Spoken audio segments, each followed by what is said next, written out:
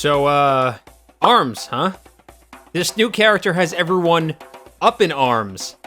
Okay, now that's out of the way. It seems a little weird and late for that, but hear me out because I want to discuss Nintendo's thought process here along with the possibility for ARMS to completely change the game. Smash, that is. Emphasis on the word possibility before you all enter the comments section and tell me that I'm wrong. You all remember ARMS, the boxing game where everyone's arms are giant springs. Well, almost everyone.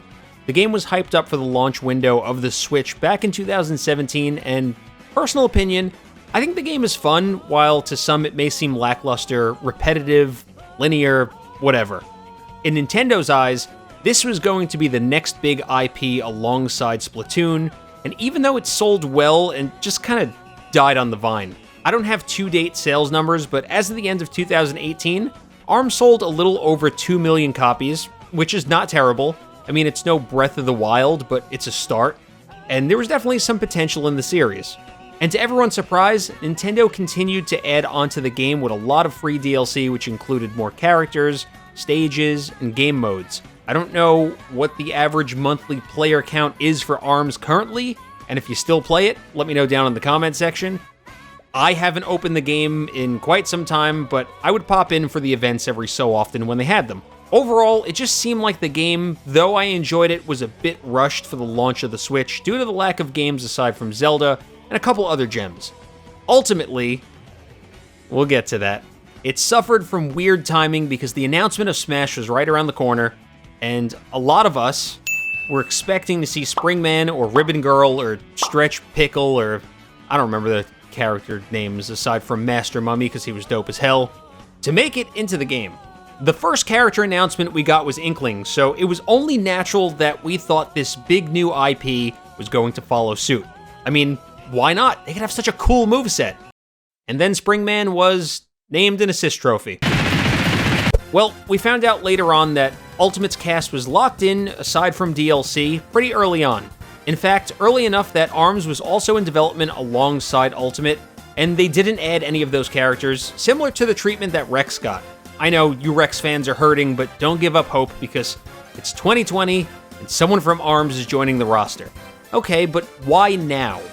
Why wait until the second Fighters Pass to do this? Now, I briefly touched upon this in my reaction video, but this is my chance to discuss it in depth. Not only my opinions, but what I think Nintendo is thinking. First, I think a character from ARMS is awesome. A lot of you may not be excited about this, but my hype level isn't quite Banjo. Yes! Yes! But it's up there. The moveset potential is there, and a character like this will function like Little Mac Belmont, which I'm down for. Give me some sick command grabs and wacky inflatable tube guy aerials, and we're in business. As to my thoughts on who it's going to be, there's 4 scenarios here.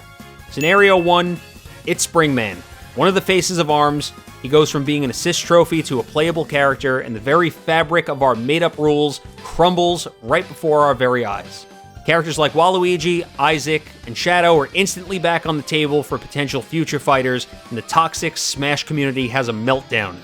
A scenario that I'm okay with, because I'm always down for new characters in any shape or form, regardless of the game they're in, even though I may meme specific franchises, because I'm grateful that this game has gotten so much support. I also love to see controversy within the community. Scenario 2, it's a different character, one of the characters that's not Springman. Scenario 3, it's all, most, or some of the characters that are in ARMS in some kind of pseudo Bowser Jr. scheme, where each character is an alternate costume, but I don't see that working because you have Master Mummy, who arguably could be a heavy, and Twintel, who fights with her hair. I'd be happy to be wrong on this one, and that's not to say it can't be a couple of similarly built characters like Springman, Ribbon Girl, Ninjara, but if you throw characters like Master Mummy or Twintel in there, I mean, her hitbox would technically be different because her hair is what she's attacking with, and it's not her actual arms. I don't know. We don't know yet. It could be that. Scenario 4, the last scenario, and I think the most likely one. A brand new character that is simultaneously being announced for 2 games at once, Smash and ARMS. Whether it be the existing game or a sequel, and you know Nintendo is probably chomping at the bit to release ARMS 2. They've had more time to develop a game based on the first, with enough feedback and ideas to make a game that maybe isn't so lackluster. And I'm okay with any of these 4 scenarios, but let me know which you prefer, or maybe you prefer none, and that's also okay. But now that we've established who it may be, and how they may play, let's get into the why. Why did Nintendo wait so long to announce an ARMS character? Again, it feels like they should have been in the base game. Well, like I said, the development cycle of both games overlapped, and Springman got shafted into being a glorified item. But what about after that? They could have been part of the last Fighters Pass. I think Nintendo was largely focused on hype at that point. They wanted to bring in third-party fighters to push more copies of the game and sell more Fighters Passes. Byleth being the last character was to promote one of their own after selling a ton of games and DLC bundles. And I won't lie to you, I could have swore they were going to open the second Fighters Pass with a bang similar to Joker to get more people on board, but I was wrong. Now, there's still no reason that we won't get additional third-party characters, but it's more beneficial for Nintendo to use their own reps because there's no profit sharing, and they can cross-pollinate fandoms between multiple games. It's a win-win. I started playing Persona 5 recently because I heard it was a great game. Persona 5 Royal came out, and I likely would have never given it the time of day if it wasn't for Joker. Take that same mindset and apply it to only Nintendo products, and you have a consumer who's spending double the money because Smash is a marketing machine. And when it came for Nintendo and Sakurai to select characters, they probably already knew that ARMS 2 was in the plans, and it would be best to hold off on this new character, assuming it's a new character, until the second Fighters Pass. And if it does turn out to be one from the original cast, it may just be because it was the best and only time that they were able to get one of those characters in Smash. Now, it's also very possible that Nintendo doesn't have plans for a sequel to ARMS, and it's just going to be an additional DLC character coming to the original game. If you think about it, they just made the entire game free for a limited time in hopes to get people to play it and move more copies in June. I would imagine there would be some kind of backlash if Nintendo just upped the player count for the original, made a final sales push with Smash, and then announced the second game. It's not something that's never happened in the gaming industry, but luring people with a limited time free game to incentivize purchases, only to then announce a sequel, would be pretty scummy. A paid DLC character in the original ARMS seems like the safest bet here. Nintendo gets consumers to buy Extend Boy or Girl in Smash, a copy of ARMS, which is already out there, and paid DLC on top of it.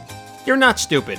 Now, the burning question, and please weigh down in the comment section, was ARMS a good choice for Smash?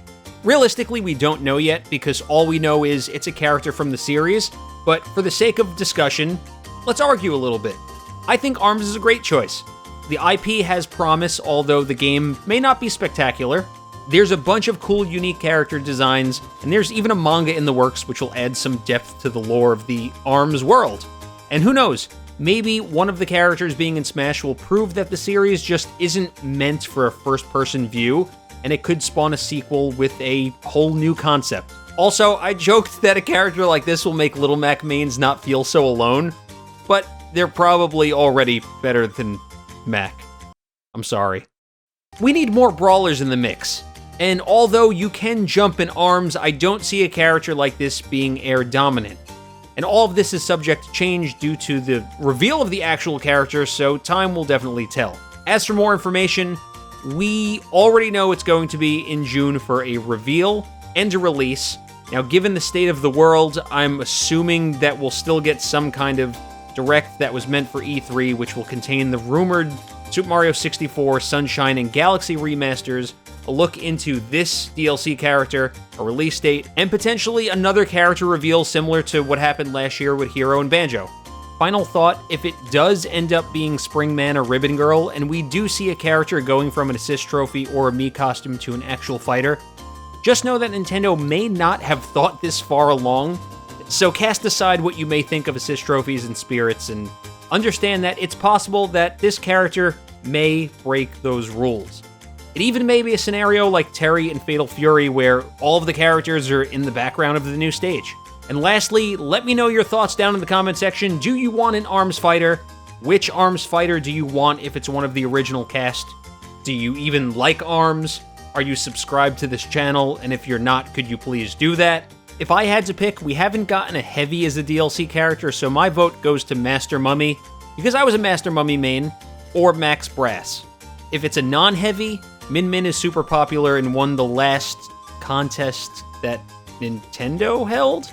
Not sure about that one, but we're also heavily lacking in the female DLC character department as well. But that's it for now. Thanks for watching, and we'll hopefully know more soon. Later.